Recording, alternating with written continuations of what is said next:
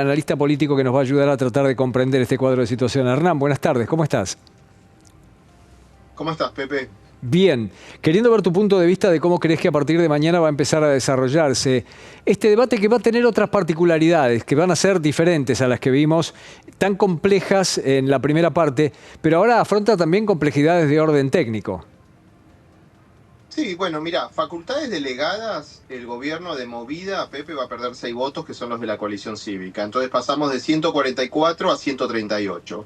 Después hay que ver si pierde alguno más de la UCR. Y de 138 necesita conservar por lo menos 9 votos, Pepe, no perder más de 9 votos a partir de ahí. Hay que ver qué pasa con ley de glaciares, o sea, con la ley de glaciares en buena medida sería derogada, o sea, habría cambios que prácticamente la derogarían si se aprueba esta medida de sanción y después se aprueba en el Senado. Y después privatizaciones, Pepe. Esos son como los 3 capítulos que quedan y la quema de pastizales que estaría permitida también. Esas 4 cuestiones son las que yo creo que mañana van a estar bien en juego. ¿Alguien más va a acompañar a Facundo Manes, aparte del diputado Juliano? Esa es otra gran pregunta. Yo creo que el PRO va a estar todo encolumnado detrás de la ley del presidente, que la Libertad Avanza también, a pesar de que le faltó uno, lo cual es rarísimo. Vos sabés que hubo 3 ausentes, 2 del PJ, uno era Snopek, que todavía no explicaron bien por qué estuvieron ausentes, no hubo, no hubo una explicación, pero hubo uno de ellos, de la Libertad Avanza, que estuvo ausente. Bueno, ¿vos crees que se va a dividir por capítulos? Hay algunos que consideran que sería más inteligente separarlo por capítulos. Yo creo que se está discutiendo, pero es lo que no le sirve al presidente. Al presidente le sirve que se vote en bloque, por eso la semana pasada envió a Karina Milei ahí a observar y a como advertir, más que observar, a los aliados y a los propios de que los estaba mirando, de que el que quisiera sostener sus lugares en el gobierno, como el PJ de Córdoba, etcétera, etcétera. Acá hay otro tema, Pepe, que es el impuesto país y la coparticipación del impuesto país. Vos sabés que el impuesto país llegó a ser ahora el 6% de la recaudación, lo cual es una monstruosidad. Eduardo Levi Yeyati, que es un experto en estos temas, dice que la coparticipación del impuesto país eterniza el cepo. Y es verdad, porque el impuesto país está íntimamente relacionado al cepo, a los controles de capitales. El gobierno está resistiendo la coparticipación del impuesto país porque sería otro incumplimiento con el fondo. Vos ya cediste las retenciones mineras, ya cediste las retenciones al agro, no metiste impuesto a las ganancias, la movilidad jubilatoria sigue igual que antes. Entonces, si vos ahora coparticipás el impuesto país, lo cual atenta contra las medidas a mediano y largo plazo del gobierno, como es salir del cepo, porque si vos coparticipás el impuesto país, después va a ser más difícil salir del cepo, Pepe. Bueno, precisamente hay quienes dicen que no se puede coparticipar en un impuesto que tienen previsto levantar, porque la salida del cepo depende también de que este impuesto finalmente ya no esté más y sería la idea que tiene el gobierno. El tema es que la relación con los gobernadores está muy tensa y los gobernadores no da la sensación que quieran irse sin nada. Mirá, dentro del bloque PJ estoy seguro de que hay gobernadores que quieren que el impuesto país se coparticipe. A ver, acá hay un tema muy claro. Los gobernadores están ajustados, las transferencias discrecionales en enero fueron prácticamente cero, Pepe. O sea, digo, fue un derrumbe de las transferencias discrecionales que impacta, la verdad, y no quieren emitir cuasimoneda. Cuasimoneda es un suicidio político. El gobernador Quintela, que se está autopromocionando como nuevo líder del Partido Justicialista, tuvo una manifestación sindical que le impidió, avanzar con el tema de la cuasimoneda. Entonces, los gobernadores no son tontos, saben que ir con una cuasimoneda porque no tienen fondos, les hace mucho daño a nivel interno en sus provincias. Pero acá la clave la tiene el PJ de Córdoba o el peronismo cordobés, que es el que maneja en buena medida el bloque Hacemos Coalición Federal, el bloque de Miguel Ángel Pichetto. Y de ello salió la idea de coparticipar el impuesto país porque nadie quiere pagar el costo de volver con el impuesto a las ganancias, Pepe, sobre las clases medias o las clases medias altas. Entonces, como nadie quiere pagar ese costo, se habla de coparticipar el impuesto país. Vos sabés que el PJ de Córdoba, una semana antes de la elección provincial, Schiaretti dio cláusula gatillo a los estatales cordobeses. Y ahora no la pueden pagar. Entonces, mandaron a la legislatura de la provincia un proyecto para aumentar el aporte jubilatorio. Y después de 25 años en el gobierno, escuchá lo que te voy a decir, Pepe, el PJ de Córdoba no tuvo quórum en la legislatura. No es que se lo tumbaron, que perdió por un voto, no hubo quórum para tratar el aumento en la retención jubilatoria de los empleados estatales que hubiera permitido pagarle la cláusula gatillo. Te saco por este lado y te doy por el otro.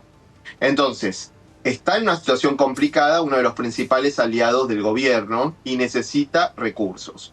Lo mismo sucede con el FGS. El FGS, a último momento, a último minuto, el fondo de acciones del ANSES, que se calcula grosso modo en 5.000 millones de dólares, probablemente sea más, se inserta en el último minuto y yo creo que se va a discutir si hay algo que se reparte a las provincias o no. En definitiva, Pepe, en vez de privatizar o en vez de transferir al sector privado, lo que yo veo es un inicio de un proceso en el que en vez de al sector privado se transfiere a las provincias los activos y las facultades del Poder Ejecutivo. Pero esto todavía está por verse. Bueno, Hernán, mientras tanto el presidente inicia un viaje estructuralmente importante y deja iniciativas a quienes tienen que llevar adelante las presuntas negociaciones, especialmente Guillermo Franco, que viene a ser la muñeca política del gobierno, y la orden parecería ser ni un paso atrás. Bueno, está bien, no es ni un paso atrás y después hay 1, 2, 3, 5 para adelante. Bueno, es una negociación, en el Congreso no existe esto de que lo mandás y se aprueba tal cual está. Digo, eso hace rato no existe. Vos tenés mucha experiencia, Pepe, ¿hace cuánto que no? Hace 10 años del primer mandato de Cristina Kirchner, más o menos, que vos no mandás una ley desde el Ejecutivo y sale tal cual como la enviaste. La Argentina es un país más inestable, estancado económicamente, fragmentado políticamente, entonces, digo, tenés que negociar. El presidente sacó 30% en las PASO, 30% en la primera vuelta, y ese es su verdadero caudal político, Pepe. Entonces, digo, va a tener que negociar. Me da la impresión de que sería una derrota, hay que llamarlo derrota si se llega a coparticipar el impuesto país, porque no sé cómo se lo van a explicar al FMI. Y una cosa es que el FMI tenga paciencia y la otra es que te deje pasar cualquier cosa. Son cuestiones distintas, Pepe. Es estirar de la paciencia hasta agotarla o, digo, seguir negociando de esa manera. Después, la venta del FGS es algo que le interesa mucho al presidente y a los aliados empresariales del presidente. Vos sabés que la Asociación Empresaria Argentina, que la comandan o la dirigen entre el Grupo Clarín y el Grupo Techint, apoyó esta ley ómnibus y pidió que sea aprobada. Entonces, bueno, ahí tenés un apoyo empresarial realmente gigantesco, Pepe, para que esto pase. Dicho sea de paso, el Estado argentino, a través del ANSES, es dueño del 20% de Telecom, es dueño de una parte de Tenaris, del Grupo Techint.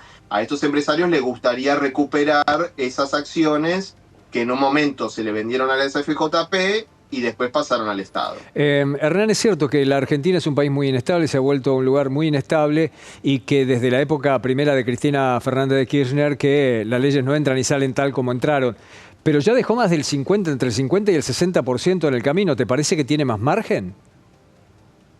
No le va a quedar otra porque sus aliados del PJ, del peronismo cordobés, Pepe, quieren más, necesitan más. O sea, digo, como te digo, tienen una situación complicada con la caja provincial, entonces necesitan una parte de los fondos del ANSES. Y tienen una situación complicada por haber otorgado la cláusula gatillo unas semanas antes de las elecciones provinciales cordobesas. Entonces tienen una situación compleja de cuando tengan que empezar a pagar esa cláusula gatillo. Entonces lo que necesitan es plata.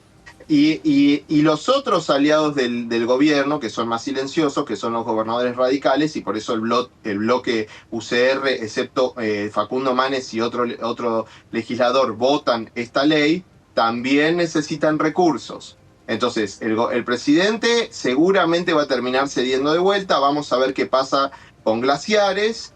El problema acá, Pepe, es que se pusieron de alguna manera las reformas por adelante del plan fiscal o los aumentos de los ingresos del Estado. Y al generar esa situación, el gobierno se ve más ajustado y con más problemas con el fondo. Digo, el fondo hizo ese giro hace una semana, pero antes de hacer el giro retuvo la mitad más o menos, se Claro. autopagó a sí mismo.